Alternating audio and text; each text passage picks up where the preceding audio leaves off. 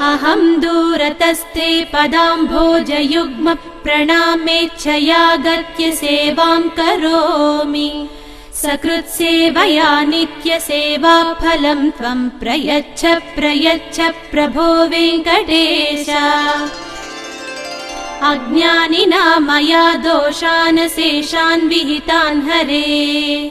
क्षमस्वत्वं क्षमस्वत्वं शेषशैलशिखामणे।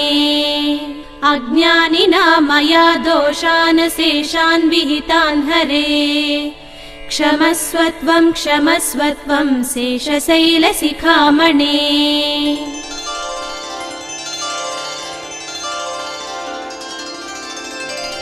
ईशानां जगतोऽस्य वेङ्कटपतेर्विष्णोः परां प्रेयसीम्।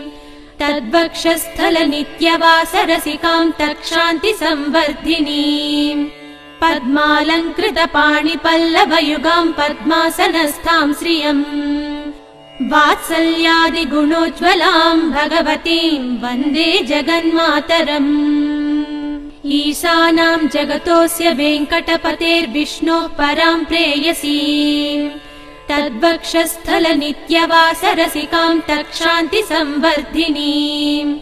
पद्मालङ्कृतपाणिपल्लवयुगां पद्मासनस्थां श्रियम्। वात्सल्यादिगुणोज्ज्वलां भगवतीं वन्दे जगन्मातरम्। श्रीमन्कृपाजलनिधे कृत सर्वलोक सर्वज्ञ शक्तनत वत्सल सर्वशेषिन्।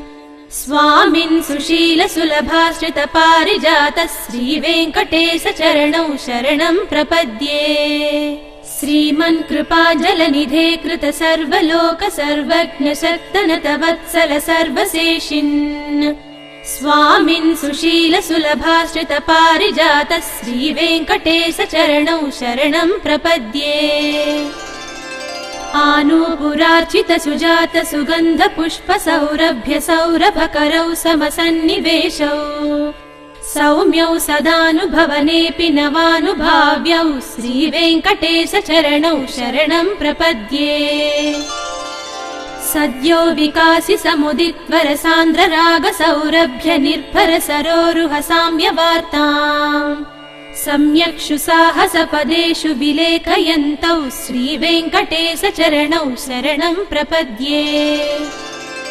रेखामयध्वज सुधाकलशातपत्र वज्राङ्कुशाम्बुरुह कल्पक शङ्ख चक्रैः।